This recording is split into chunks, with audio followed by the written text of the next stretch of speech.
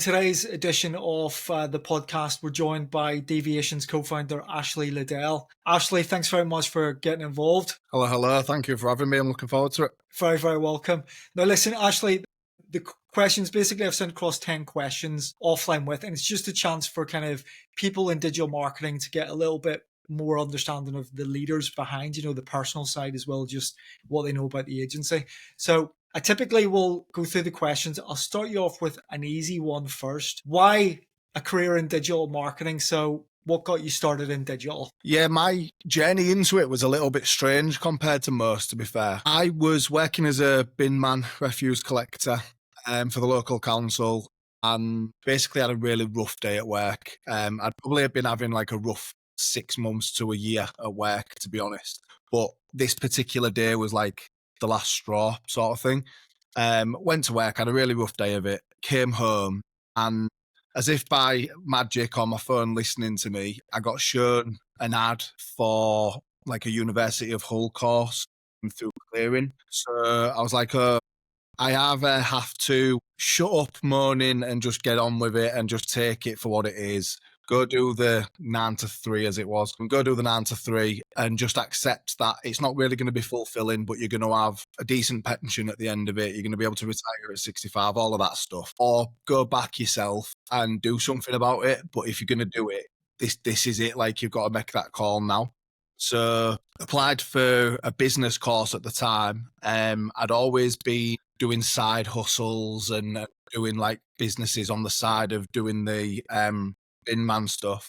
So it had always been an interest of mine. But then when I started the degree, I quickly realised that it was the marketing aspect that really appealed to me, that really jumped out at me. So after about 6 months, I changed my degree to just be a marketing degree rather than business plus marketing.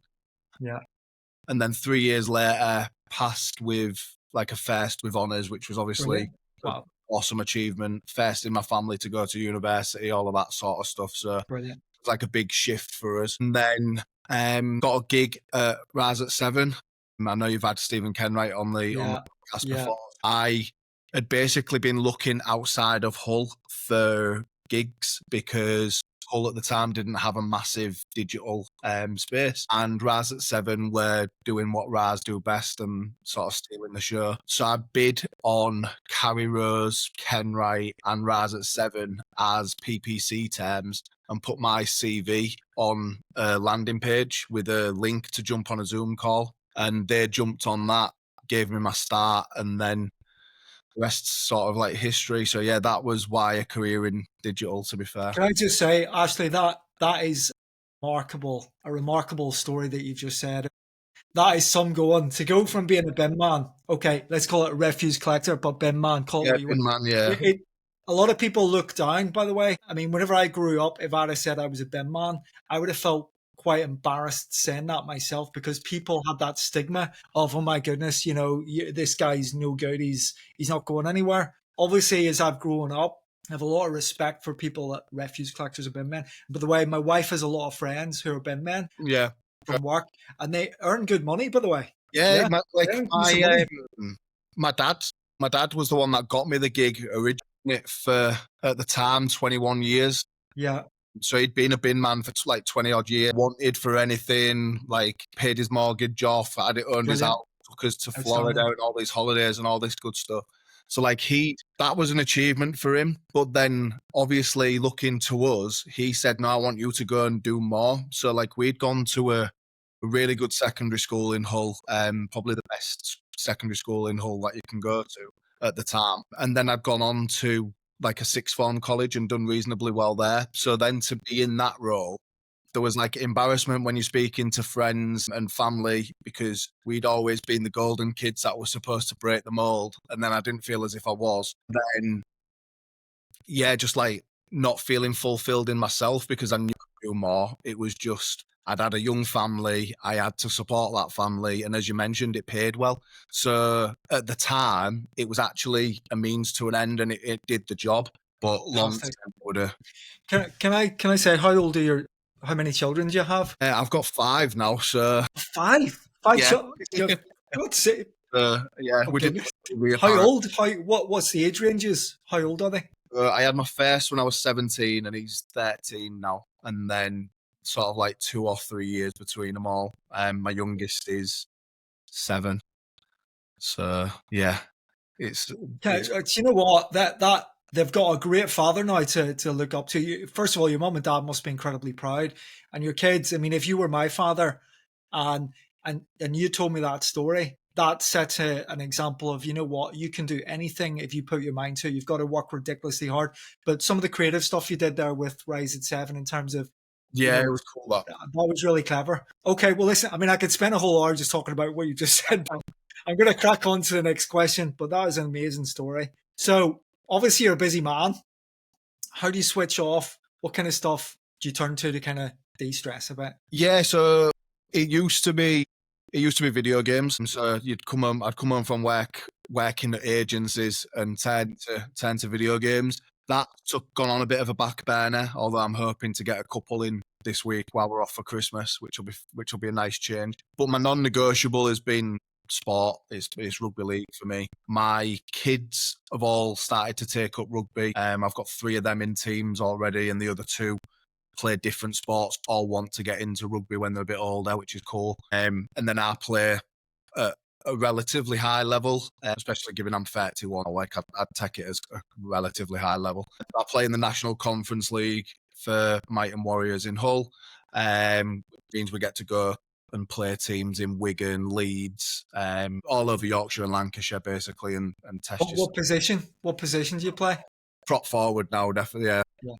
I mean, I know that means not. I mean, I don't understand what is a prop forward. They give us the ball and say, go get tackled. So we're the ones Right. that get whacked, or we're the ones Yes. that whack Yeah. people, usually. So, Yeah. yeah, cart Mind horse. you, Hull. Yeah. I mean, Hull. They had the treble, didn't they? Have the treble Yeah, so this year? that's I don't know so if that's your team though. But I'm a black and white, they're the red and white. So we have 2 teams. right. Right. And so it's Different been teams. a Yeah. terrible year watching that for me. Yeah.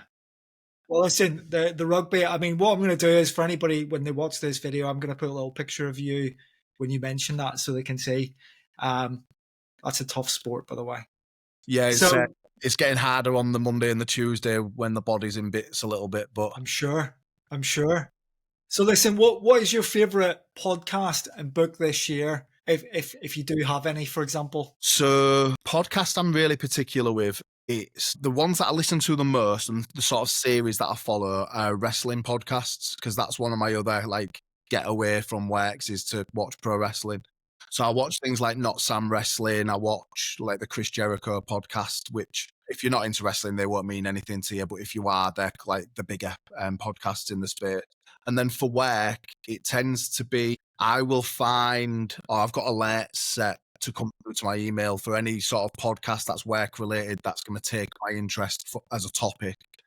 I'm a bit sort of like podcast agnostic. I don't really care who's hosting and stuff. If the topic takes interest, I'll watch. And then there are a couple of the Diary of the CEO episodes that I'll watch. Like the Gary Neville episode in particular is one that I've watched all the way through. Yeah. So that's podcasts. And then the books, I'm just working my way through Andy Farrell's autobiography at the minute. For those that don't know, Andy Farrell is a rugby player, and he also had kids at 17 and then went and created his own sort of like rugby career that's gone on to be one of the greats. So that's like a huge inspiration to me, because there's a lot of like similarities between our stories. So yeah, that book's like piquing my interest and going, oh, actually, I've faced some of the similar sort of like battles and challenges that he's faced, and then I can see how he like Brilliant. navigated that, which is really cool. So yeah, in terms of work books, every year I always read The Wizard of Ads, which is I thought you were going to say the Wizard of Oz there. yeah, The Wizard of Oz. Imagine, yeah, for work I read The Wizard of Oz. To be fair, it'd probably be quite inspiring. I watched a bit of it last week. I watched the film a little bit last week, and I had to turn it off because something else better came on. But no, The Wizard of Ads, it's not really a book that you can read like just in a one. I treat it as almost a bit of like an inspiration piece where you start your day, you read one page of it because that's how it's structured. One idea, one day, and then it just gets you into a creative flow and gets you thinking, oh, that was a really cool idea, etc. And then the other one is, and I think this is really pertinent to the search conversation that we're seeing at the minute, or the change in search marketing, is a book called Made to Stick. I sort of like suggest it to every marketer that I see who hasn't read it. And it's the idea of using storytelling to make ideas get over or to be successful. And I think that that's the way search is going at the moment, is I'm going to have to lean heavily on storytelling. So yeah, that's Yeah. another book that I like. This is why I like to ask this question, because obviously, it's good to know, what do the leaders, people like yourself, what do you read? And someone that comes across this video, they'll obviously listen to what you've just said there, and that might take them off in a Yeah, path. hopefully, yeah. But just going on what you said about sport, I'm a big fan of sport. Inspired by, so I love my American football, my basketball, my boxing, wrestling. Now, obviously, I lived in Canada and I went to see WWE. At the time, it was 25 years ago. It was The Rock, Triple H, that generation, Yeah, and it yeah. was phenomenal. Have you seen the WWE on Netflix? I think it was Unreal, the documentary series. That Yeah, was yeah. fantastic. Yeah, I just love that. getting a peek behind the curtain and seeing how they sort of Yes, organize all of that stuff. Because obviously, yes, when you're a kid, yes. you cheer the good guy, you boo the bad guy. That's like That's that. You right. just go along with the Yeah, story. yeah, yeah, yeah. And then as you get older, you start to understand a little bit more of the behind the scenes. So then to see that documentary was really cool. And also what you said about storytelling. I mean, obviously there's telling a story, and obviously that wrestling's not exactly, there is a script behind it, Yeah, but yeah, actually it's a bit more sophisticated than just, right, you're just going to win today, and they plan it so far in advance. yeah. It's like a film or like a TV series, Yeah, right? Like an arc yeah, that they're following. We got into it actually. We had one of these sort of strategy days for the business and going over what's been successful, what hasn't. And we realized for the first 6 months of us having an agency, we were missing a heel. We was missing a bad guy. We was missing someone to blame or someone to put our problem onto, if you like, and show our proposition as the solution. That's maybe why we didn't connect with brands. And then at the start of this year, AI search starts to come into the conversation. Zero-click search starts to come into the conversation. And all of a sudden, our proposition's been given a bad guy, where we can actually take prospects and discovery calls on this sort of storytelling journey of search everywhere is the solution, is the good guy. And the reason is you've got this bad guy in zero-click search. And again, that's like leaning on that storytelling arc with our props. right. Before I go on to the next question, there's something you've just prompted me. I've known about you for a few years. I've never met you. I've never spoken to you. I've been aware of you for a few years, and there was something you did that always caught my imagination, and I'm going to tell you exactly what it was. And it was one of the reasons why I wanted to get you on this podcast. I've never seen any other podcast you've been on. I don't know what other stuff, events you've spoken at. On your LinkedIn profile, when you were working at Rise at 7, I always remember it was Future Founder, something Yeah. like Future Founder. And that always struck me as a bit odd, I'll be honest, at the time, because I'm looking at it and I'm going, he's working for an agency, and yet on his profile he's actually putting Future Founder. And but then the more I kind of was looking at what you were doing over the years that followed, I thought, wow, there's an inspiration. You already kind of were seeing where you wanted to be. And I thought that was amazing, because you manifested you became what you kind of set out to do. Yeah, You are now a founder, yeah, which is still weird to sort of think about and Yeah. say, to be honest. Yeah. I think maybe last month was the first time it really sort of like stuck in, like we have a business here, not just an idea. Yeah. But the Yeah. future founder piece was sort of Ken Wright, me, and I think maybe even a little bit of Carrie, to be honest. And then when I left Raz, they basically said to me, "We know you're going to set up an agency one day. Like, that's just obvious." And it was like, well, yeah. And it was like, you should lean into that. Like, don't hold back when you go for interviews. Don't hold back when you're in your day-to-day. Tell people, eventually I'm going to set up my own agency. So then the future founder piece was, obviously it was in my LinkedIn, but then it was part of my content strategy on LinkedIn as well, was to say, I've done this at IPG Media Brands, as it was at the time, in my day-to-day. This is what I've taken from that and learned to take into my journey when I start my own agency. Steal this if you're also on that path, if you're also on that journey. So then I connected and built relationships with a load of people who are now starting agencies and starting businesses and brands. So like I've got relationships now with people that have followed me, took inspiration or took a bit of knowledge from me. And they're going, same as you've just done, where they've gone, we saw this years ago, we like what you're doing, we'd like to work together. Or I saw this by you years ago. This brand isn't really a good fit for our agency, but I think they're a fit for your agency. So I've put one to you. So yeah, the Future Founder stuff was a tactical choice. And yeah, like there was a few people at IPG who were scratching their heads going, well, why are you telling us that you're going to leave? And it's like, well, I told you at the interview, eventually 5 years down the road, I'm going to set up an agency. And I'd said that from minute one. And that's why you hired me. Like the skill set that makes a founder is exactly why you hired me. So I didn't shy away from it, sort of thing. Yep. Great. Right. So let me say, I think you've covered this. This question's going to lean into what you've kind of been saying. Who's been the most influential person or role model in your career and why? Yeah, so there's been a few. I didn't include this one in my offline, and it's a bit of a travesty, to be fair. But like we've already alluded to my dad and like the role he's played on my life. I've never met anybody who works as hard as him, and like his jobs were like minor. He travelled with like a fairground, and then built up fairgrounds, took fairgrounds down in like the 80s and 90s. Then he became a bin man and did that for the rest of his life till he passed away. I think seeing him go and work 7 days in all weather, and now people are saying, Ash, we need this pitch in 3 days, but you get to sit in front of it. You sat down, you're in a desk, you're in front of a computer, you've got access to drinks, food, sweets, whatever you want.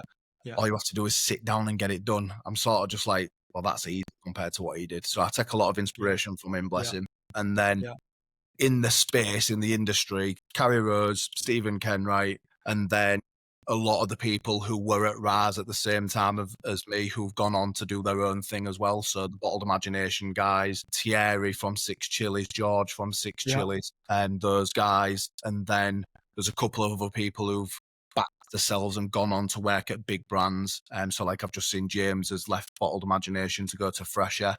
They're the sort of people that I take inspiration from, because I had close working relationships with them and we did some really good work during that time. And they taught me a lot in a really short space of time. So I still lean on them people a lot, to be honest. Good. Thanks. That's good. My biggest inspiration was my uncle, who passed away about 15 years ago. He was a butcher. So basically, my uncle was a butcher.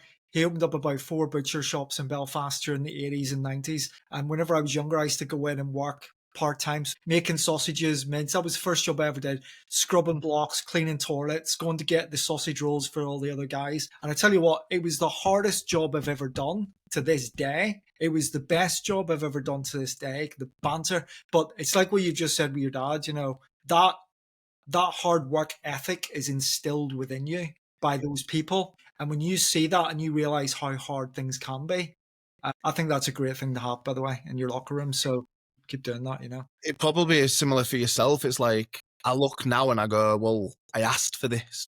Like, so I can't really complain about now having to do pitches. Like I've said on other podcasts and other posts, like I will work till midnight if there's a pitch that needs doing. I don't expect the team to do that, but I will. And I just go, if I get annoyed or if I'm getting pissed off about it, I'll just be like, well, you asked for this, mate. You said you didn't want to be a bin man anymore and you said you wanted this. So you now can't complain about doing it. Yeah. That's something I sort of live by as well. Yeah. All right. Now on to something a bit more, like say, light. Fun fact. What's the biggest fun fact? If you were standing at an awards bash in the future and you were just waiting to get your drink and someone says, "Oh, tell us something funny about you," what that's not work related? Yeah. So I have stuttered through a conversation with the Queen. Queen Elizabeth II, obviously before she passed away. I went to a decent school in Hull, a military-focused Marine Navy school, and they performed the Royal Guard on the Queen's last visit to Hull, or second to last visit to Hull, and I was selected to be part of that sort of Royal Guard, so it was all in year. We had what's called like a military whites uniform, so it was like a show uniform, all of that good stuff. And we were told, look, the Queen's not going to speak to you. She's just going to come through, meet the Lord Mayor at the end of the row, and go do the duties that she's got to do. So you don't have to stress on anything. But obviously, if she does speak to you, you have to answer her because she's the Queen. Team. And just before this, which I didn't include because the context needs to be really specific, but we'd been told by one of her, like, there was security there all day, obviously, and we had to be briefed before we met the Queen. Like, you have to say ma'am like jam, and you Yeah. have to do this and all Yeah. that good stuff. And one of the blokes had basically took advantage of the fact we was 13 and been like, there's a sniper up there, there's a sniper up there, just like winding us up. But then that stuck. So Right. then when she was, yeah, of course, like you're only 13. So when she was speaking to me, she just asked how long I'd been going to the school. And because again, that school has connections to the royal family and to the Navy. So she'd asked how long we'd been going to the school. I absolutely panicked and just about stuttered it was for 4 years, man. So I managed to just get through that sentence and then ragged for the next 6 months at school for it because I think I'd have passed out anyway. I wouldn't have even been able to say a word. It was a very strange, like it was awesome. Again, my nana was a massive fan of the Royals, so she was like incredibly proud. She had the photo up in her house and stuff because we've got photos taken and all that good stuff. But yeah, it was a weird Super. after that. Super. Well, who knows? The king might come, up. You might meet him at some stage. Yeah, it'd been more now. It'd been more. I've seen a few businesses, and I think Carrie's done this as well, where they've gone to like Downing Street to chat about the areas that they grew up in and how they got through that and like navigated that. So, or how their business is navigating the current landscape. So that had been more interesting to me now, I think. Right. On the subject of, next year, 2026, if I could say to you one dream client that you would love to bag, if possible, who would that one dream client be? I remember the one I put in the written version of this, to be fair, because it goes between one or two, and it would be Adidas or Stone Island. So I'll just move my camera down here. You can see, like, all right. Yes. I basically live in the stuff. So it is literally. Are you getting commissioned for this now? Yeah. No, I wish I was. That's one mass advert for Stone Island. But yeah, Adidas or Stone Island. I have Adidas. Collecting Adidas got me through the rough months as a bin man, because that was like, yeah, but you're doing this and then you're going to be able to go and buy as many bloody Adidas shoes as you want, which was great. And then since I got into marketing, every big talk that I've done, I've trekked myself to a Stone Island for everyone, and I always do my talks in a Stone Island. Reason being, I did a 3-month job at a broadband company as a marketing exec at a broadband company. Terrible gig. And the CEO, the first day that he met me, I'd wore a 25th anniversary Stone Island coat to work. And he basically said, you need to stop wearing that to work. You'll never achieve anything wearing Stone Island. So it's almost just a bit like a dig to him to say, well, I'm optimistic. I can be me, and I can wear what I want, sort of thing. Exactly. So yeah, Stone Island or Adidas would be the ones. Do you know what? Sorry, before going to the next question, do you talk to a lot of university students in general? Yeah, I was going to, because you should. Your stories. I've done 2 or 3 guest lectures at the University of Hull, and then I'm actually teaching a full module at the university next month. Brilliant. From next month. But yeah, like I think there'd be some real value there for not just like University of Hull, which that's where I went. So obviously alumni. The reason I say my best friend is a professor of marketing at Lancaster. So we studied together and went to university, and I always say to him, I can get him as many speakers as he wants, because obviously I'd be can directly put you in touch, because he kind of oversees the MBA courses and everything. And I just think with the story that you've told me, I mean, if I was a student that was 19, 20, 21, to be honest, you're the kind of person I'd take a lot of value from, because I'd admire what you're doing, I'm quite balanced with it as well, and this annoys some people at the university. Other lecturers absolutely love it, where I'll go in and I will say to people, not every module on this course resonates afterwards. Like, there's some modules that I've completely forgotten and I've never used. But going and getting that degree, if I didn't do that, I would have not been able to get into the position that I'm in now. It's gave me life skills and transferable skills that have been like much needed myself. There's like a balance to it as well. But yeah, as I say, I've done that sort of stuff at Hull. I'd be more anywhere else. All right. So next question: favorite music album and movie of. Have you ever been asked these questions, by the way? What's your best music album of all time and your best movie of all time?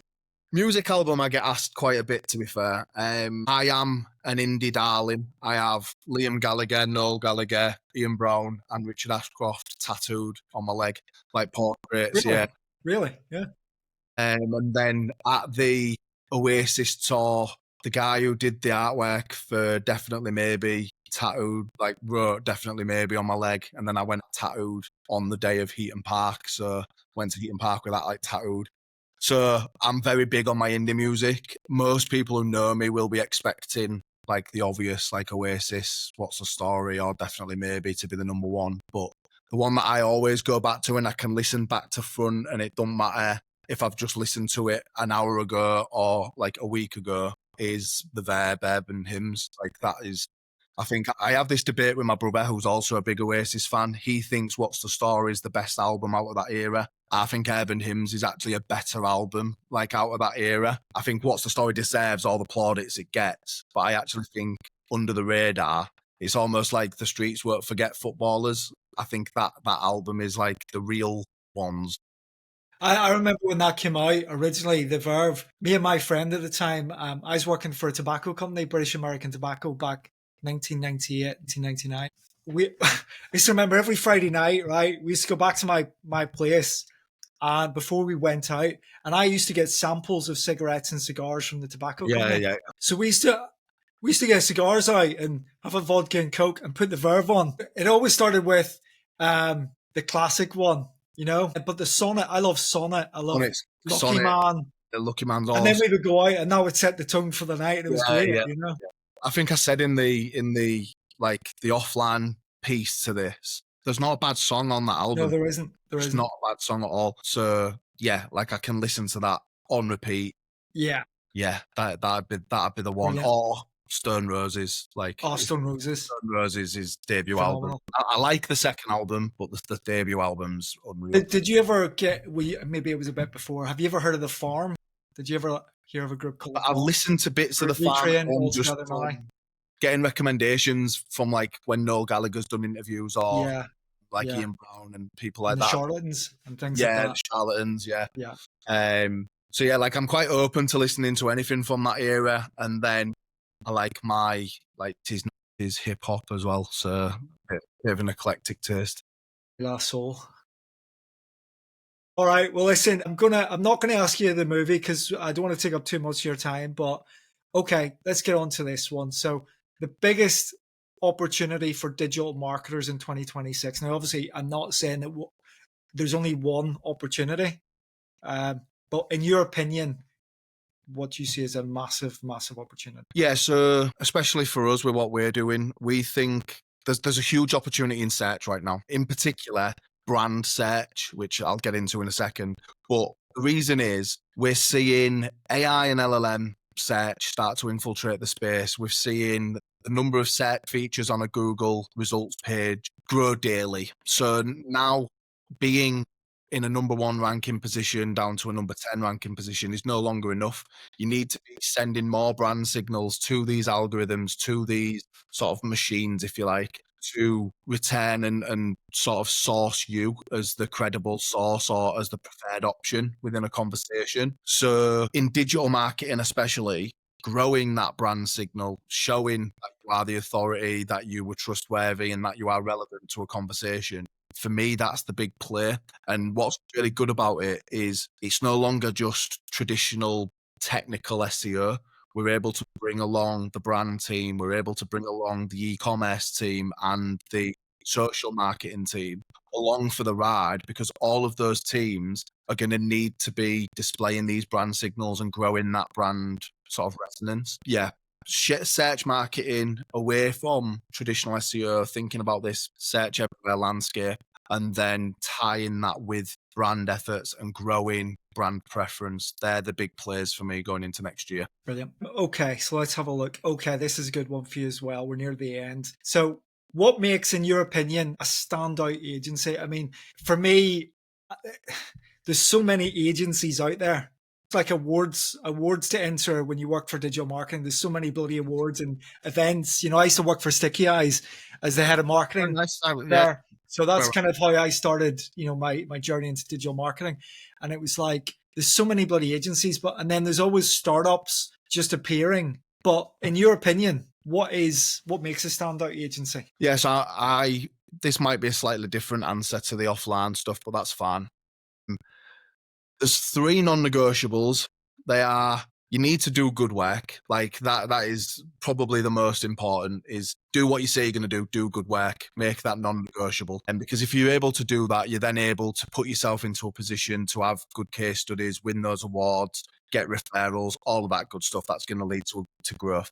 The second piece is be good people. You can, if you've got a short-termism approach, you can be a dick and have early success, but eventually you're going to get pushback from your internal team. You're going to have churn of people, and then that's going to lead to churn of accounts. So I think that the second sort of non-negotiable is be good people. And then finally, it's finding something, because as you rightly mentioned, anyone can sort of set up an agency, especially now. I feel like the barrier to entry in the agency space is actually really low. So you need to find something and make that yours. So for us, that was Search Everywhere. And we was probably 12 months early to that conversation, to that proposition. But now, because of how we've presented and how we've developed that proposition, we're known as the people come up to us and go, "You have Search Everywhere, guys." And we're like, yes, that's literally us. So I would say do good work and make sure that you are setting standards with the output and the outcomes of your work. Be good people. No one wants to be working for a dick. No one wants to work with a dick. So be good. And then the third piece is understand your proposition and own something that can be truly yours. And I think if you're able to do those 3 things at least, you're going to be on the road to a really good agency foundation. Outstanding. If you've sold it to me, brilliant. I'm just looking at the picture I've got on the website. You and your co-founder. Honestly, the 2 of you could be pop stars. It's like an album. It's like an album. I think you did a picture a couple of weeks ago. It was E17's Christmas song. That was funny, by the way. We've on the back of that, we've had loads of messages coming through saying, best Christmas card of the year. You've won. It's fantastic. I love that song, by the way. So we're making that a competition now for every year. In the second or third week in November, we're going to give the team time to go and design our Christmas card, either using AI or if they're a graphic designer, can do it however they want, to just come up with a funny Christmas card design. We've already had one for next year submitted for Muppets Christmas Carol. Yes, I do. It's our staple on Christmas Eve as a family. So Muppets Christmas Carol, but with me and Sam as Gonzo, and I can't remember the rat's name. But I don't know the rat's name. So my wife's favourite film on Christmas Eve is that we always write a list of from the 1st to the 24th Christmas movies. That's a good way to do it. So to be honest, we've got so many to cram in now over the next few days. To get through. Yeah, and but that one we'll never miss. Right, I think this is the last question that I'm going to ask you. What do you like and dislike most about AI? Okay, so I'll start with dislike. My dislike is connected to the education and kind of to the growing an agency point as well.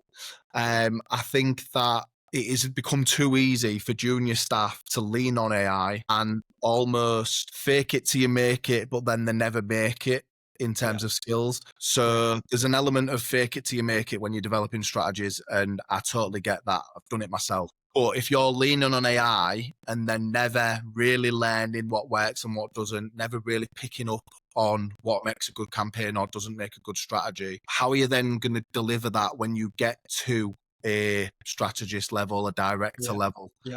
I think that there's going to be a massive gulf because of AI where junior people are going to get left here and senior people are going to be poorer skill-wise than they were 5-10 years ago as a result, because it's just so easy now to go, well, I don't need junior people because I can just get AI to do that junior task. And then as a strategist, if you so wish, you could create a strategy and a campaign using AI from beginning to end. I think that it would be very similar to what someone else who's doing the exact same thing, just AI to A to Z.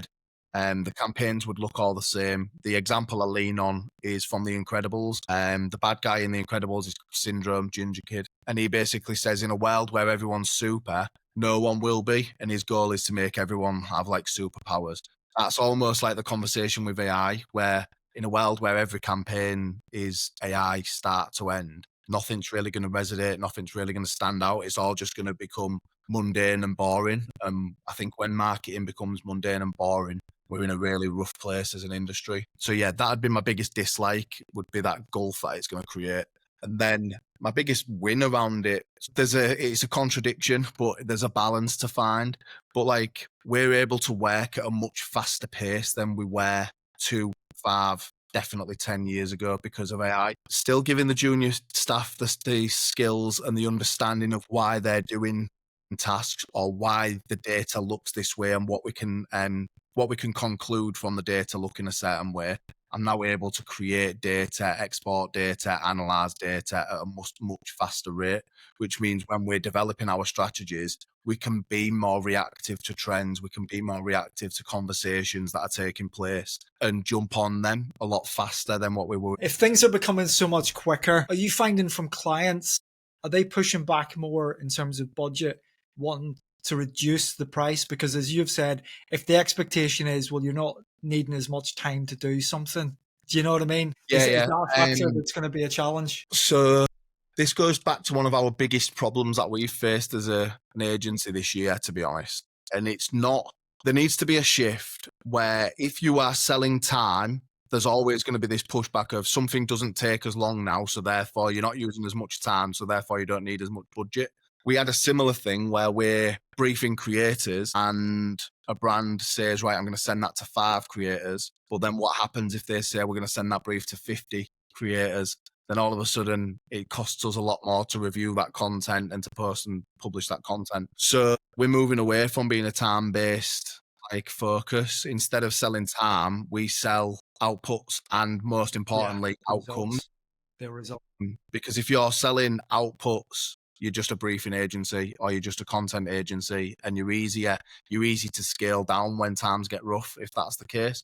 But if you say we're going to generate you I'm just going to use £1 million in additional revenue from organic search, that's a really attractive prospect. And if you then go, yeah, well, it's only going to cost you 120, 200k a year, they look at the numbers and they go, well, that's attractive to a CFO. It's a 5x ROI, whatever it is. It's a lot easier to battle your argument and to have that discussion rather than, yeah, well, we said it was going to take 10 hours to do this strategy. We've actually only used 6. So now you can either use your 4 hours for something else or we just don't charge you for it. And they're obviously just going to say, well, don't charge us for the 4 hours or whatever it is. So yeah, we've wanted to move past time-based retainers and for the majority of the year and then just got into that position towards the back end of the year, to be honest. I mean, the way I run my business is I always like to try and over-deliver. I mean, obviously, when you're small, I remember the very first digital Superchats event I did 5 years ago. There was a guy called Max Hopkinson from Bind Agency, and I used him as a little kind of trial. I says, Max, listen, I'm going to give you a very favorable rate because this is the first time I've done it.